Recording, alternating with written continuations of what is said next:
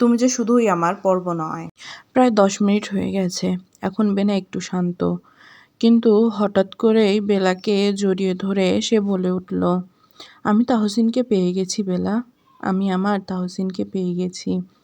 বেলা বিনাকে ওর থেকে টেনে সরিয়ে নিয়ে বিনার মুখের দিকে তাকালো। তাহসিনটা কে?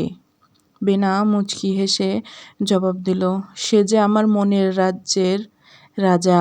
গত 10 বছর ধরে যে আমার মন তার কাছে বন্দি করে রেখেছে, সে হলো আমার তাহসিন। বেলা কান খুঁচাতে খুঁচাতে বলল, বাড়া, ও লোকটা মনে হয় আমি চিনে রাখছি।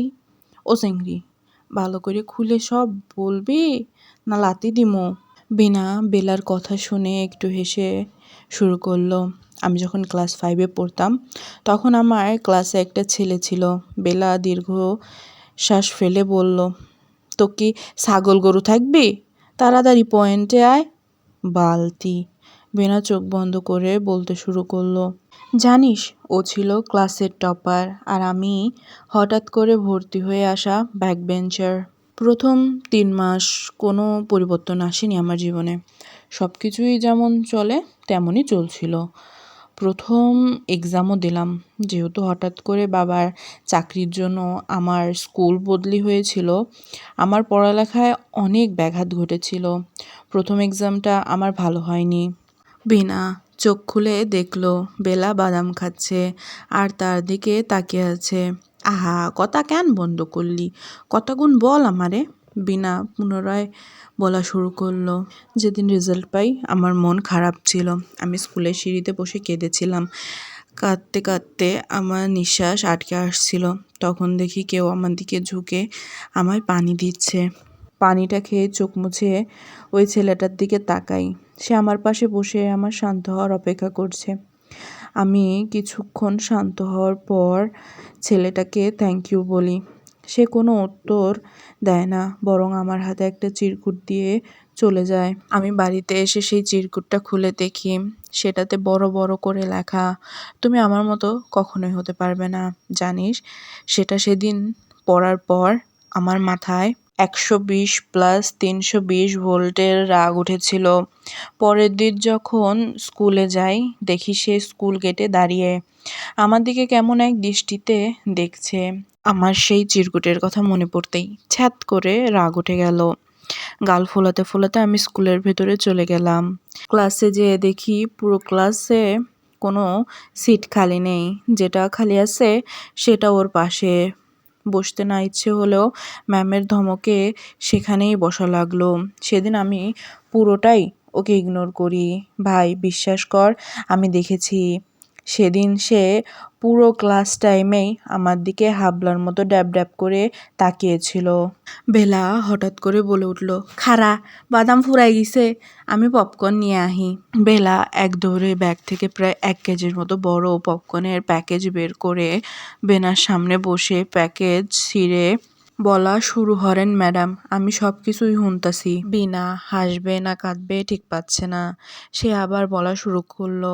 তারপর কেটে গেল আরও 1 মাস। তবে সেই ব্যাটার আমার দিকে তাকানো কমলো না। এতদিনে আমার পড়াশোনারও উন্নতি হয়েছে। ক্লাসে ম্যাম কোনো কিছু দিলে আমি দ্রুত সেটা সম্পূর্ণ করতে পারতাম। কিন্তু সমস্যা হলো, আমি যদি 2 মিনিটে ওইটা সমাধান করতাম, ওই ব্যাটার লাগতো 1 মিনিট। কিন্তু সে তখনই খাতা নিয়ে যেত যখন আমি যেতাম। সে বারবার তার খাতা আমার খাতার উপর দিত। আমি তখন বিরক্ত হতাম। আমিও আবার খাতা তার খাতার উপরে দিতাম। ম্যাম খাতা নিবে কি না আমাদের খাতা নিয়ে মারামারি দেখবে সে নিজেও বুঝতে পারতো না। ম্যাম কখনো কখনো দুইজনেরটাই কেড়ে নিত। আর যদি ওরটা আগে দেখা শুরু করতো, ও আমার দিকে হালকা জিহ্বা বের করে ভেঙাতো। আমিও কম যেতাম না। আমিও ভেঙচি কেটে খাতা নিয়ে আমার সিটে চলে যেতাম। এরকম করেই কেটে গেল আরও 2 মাস। জানিস, একদিন আমি অসুস্থ থাকার কারণে স্কুলে গেছিলাম না। বিকালে রুমে বোর হচ্ছিলাম দেখে ব্যালকানিতে গিয়ে দাঁড়িয়েছিলাম। হঠাৎ দেখি ও আমাদের সেই বাড়ির সামনে একটু এগিয়ে যে চার দোকানটা ছিল ও সেটাতে বসে আছে, কিন্তু ওর দৃষ্টি আমাদের বাসার গেটের দিকে। আমি কৌতূহলবশত ব্যালকনিতে দাঁড়িয়ে ওর উপর নজর রাখছি। এক মুহূর্তে আমার আর ওর চোখে চোখ পড়ে যায়। সাথে সাথে ও উঠে চলে যায়। আমি কিছু বুঝতে না পেরে রুমে চলে আসি। পরের দিন স্কুলে যেয়ে শুনি সেও আজ স্কুলে আসেনি। জানিস, সেদিন ক্লাসে আমার মনোযোগ 1%ও ছিল না। শুধু তার কথাই মনে পড়ছিল বারবার। যেহেতু ওর বাড়িটি ঠিক স্কুলের পাশে ছিল, লাঞ্চ টাইমে সেদিন আমি খাবার খেতেও গেছিলাম না। কয়েকজন বান্ধবীদের সাথে স্কুলের বারান্দায় দাঁড়িয়ে গল্প করছিলাম, কিন্তু আমার চোখ ওদের ব্যালকনিতে টিকে ছিল। ঠিক ক্লাস শুরু হবার 10 মিনিট আগে দেখি ও হাফ প্যান্ট বলবো না জাইঙ্গা জানি না, সেটা পরে ব্যালকনিতে বের হয়েছে। আর তখনই ওর চোখে আমার চোখ পড়েছে। আমি তো হাসতে হাসতে শেষ। ও যে কখন চলে গেছে আমি খেয়াল করিনি। ভাই রে ভাই, সেদিনকার কথা বলবো না আমি কোনোদিনই। পরের দিন দেখি ক্লাসে এসেছে, কিন্তু আজ আমার পাশের সিটে না বসে অনেক দূরে একটা সিটে বসেছে। সেদিন আমার দিকে একবার না তাকালেও আমি যে তার দিকে কতবার তাকিয়েছিলাম আমার মনে নেই। তারপরে শুরু হলো দ্বিতীয় এক্সাম। সেটাতে আমি তৃতীয় হয়েছিলাম। দ্বিতীয় হয়েছিল একটি মেয়ে। নাম হয়তো তার হবে মাহি। কারোর কাছ থেকে শুনেছিলাম মাহি আর তাহসিন নাকি একই বিল্ডিংয়ে থাকতো, আবার এক কোচিংয়েও পড়তো। তা নিয়ে আমার কোনো মাথা ব্যথা ছিল না। কিন্তু একদিন টিনা দীর্ঘ নিঃশ্বাস ছেড়ে বেলার দিকে তাকালো। দেখলো বেলা 7 আপের বোতলে চুমুক দিতে ব্যস্ত। আহা, কি হইছে বলতে থাক, বেলা বলেই পপকর্ন মুখে দিল। আমি সেদিন ক্লাসের শেষে 5 মিনিট পর বের হয়েছিলাম। আমার চোখ সোজা যেয়ে পড়েছিল সিঁড়ির দিকে, যেখানে তাহসিন বই পড়ছিল আর মাহি তার কাঁধে মাথা রেখে ঘুমিয়েছিল হয়তো। আমি সেখানে আর এক মুহূর্তও দাঁড়াইনি। এক দৌড়ে নেমে গিয়েছিলাম আর বাসায় চলে এসেছিলাম।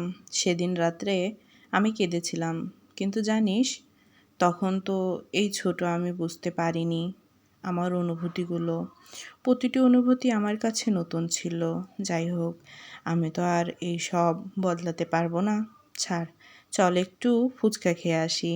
বেলা তাড়াতাড়ি তার পপকর্নের প্যাকেজের মুখ বেঁধে ব্যাগ কাঁধে নিয়েই রেডি। বেনাও তার ব্যাগ নিয়ে হাঁটা শুরু করলো। দুই বান্ধবী রিকশায় উঠে ফুচকার দোকানের সামনে আসলো। হঠাৎ করেই বেনার চোখ আটকে গেল একটি মেয়ের দিকে। সে সেখানে বসে ফুচকা খাচ্ছে, আর তার কিছু দূরে দাঁড়িয়ে আছে তাহসিন। আর তাহসিনের সাথে তাজমুল, দুইজনই বাইকের সাথে হেলান দিয়ে দাঁড়িয়ে তাদের ফোন স্ক্রল করছে। বেলা বেনাকে ডেকে বলল, আমাগো ফুচকা অর্ডার দিয়ে দিয়াছি। বেনা একটু মুচকি হাসলো। হঠাৎ একটা লোক বেলার কাঁধের ব্যাগ টান দিয়ে নিয়েই দৌড় দিতে লাগলো। বেলা চিৎকার করে বলে উঠল, কুত্তা, আমার ব্যাগখান দিয়ে দে। বেলা ছুটল চোরের পিছনে। চোর বেশি দূর যেতে পারেনি, তাজমুল চোরকে ধরে ফেলেছে। বেলা এক দৌড় দিয়ে চোরের পিঠ বরাবর দিল একটি লাথি। চোরের সাথে সাথে তাজমুলও রাস্তায় পড়ে গেল।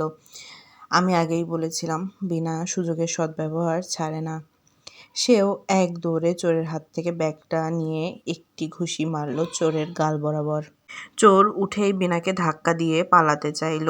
আশেপাশের লোকেরা চোরকে ঠিকই ধরে ফেলেছে। আর বেনা, সে তো যখন চোরটাকে ধাক্কা দেয় হঠাৎ তাহসিন তাকে পড়ে যাওয়া থেকে ধরে ফেলে। তখন থেকেই তারা একে অপরের দিকে তাকিয়ে। বেলা তাজমুলকে উঠতে সাহায্য করেছে। তাজমুল দাঁড়ানোর পর বেলা বিনার দিকে তাকালো।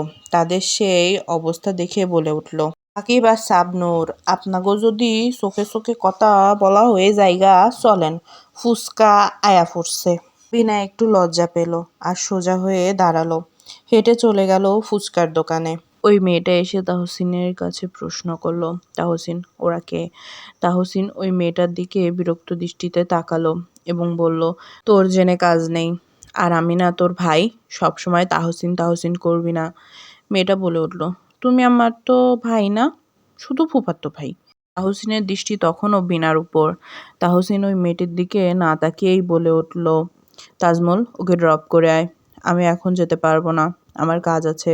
তাজমল বাইক স্টার্ট করলো। সেই মেয়েটি তাহসিনের দিকে কিছুক্ষণ তাকিয়ে থেকে তাজমলের পেছনে উঠে বসলো। তাজমল বাইক চালিয়ে চলে গেছে। তাহসিন দ্রুত পায়ে এসে দাঁড়ালো বিনার সামনে। বিনা সেটা খেয়াল করেও না দেখার ভান করছে। তার খুব রাগ হচ্ছে। সে ফুচকা শেষ করে বেলার দিকে তাকালো। বেলারও খাওয়া শেষ। দুইজনে মিলে টাকা দিতে যাবে ফুচকাওয়ালাকে। তখনই তাহসিন তাদের টাকাটা ফুচকাওয়ালাকে দিয়ে দিল। বিনা রাগে ফুঁসতে ফুঁসতে বেলার হাত থেকে টাকাটা নিয়ে তাহসিনের হাতে দিয়ে বেলার হাত ধরে সোজা হাঁটা দিল। তাহসিনও বিনার পিছু নিচ্ছে। বেচারা বেলা আইসক্রিম খেতে খেতে কিছুই লক্ষ্য করেনি। বিনা একটা রিকশা ডাকলো। বেলা চড়ে বসেছে রিকশায়। বেনা উঠতেই যাবে, তখনই তাহসিন বেনার হাত টেনে ধরলো আর রিকশাওয়ালাকে চলে যেতে বলল। রিকশাওয়ালাও চলে গেছে। বেনা হাঁ হয়ে চলে যাওয়া রিকশার দিকে তাকিয়ে রয়েছে। তারপর নিজের হাত তাহসিনের হাত থেকে ছাড়িয়ে নিয়ে বলল, আপনি এমনটা করলেন কেন মিস্টার রিয়াজ? তাহসিন এখন উত্তর খুঁজে পাচ্ছে না। বিনা সামনে থাকলে সে কোনো কিছুই ভাবতে পারে না।